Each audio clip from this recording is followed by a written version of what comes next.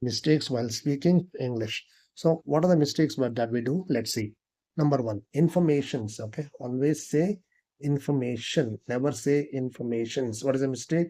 Yes is a mistake here. Okay, don't add s.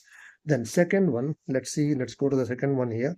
Furnitures. Okay, over here normally we say furniture, so it's wrong. Don't add s. Furniture is a correct pronunciation, so don't add s. Okay, so unnecessarily.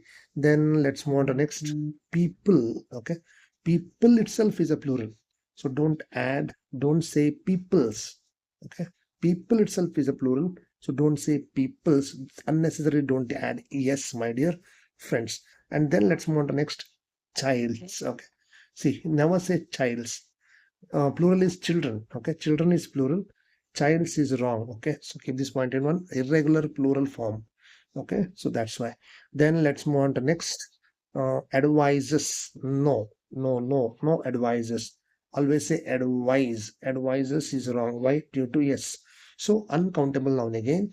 Why? It is a uncountable noun, my dear friends. Okay, so these are the main reasons why we have to avoid wrong pronunciations. Okay, unnecessary we must not add yes.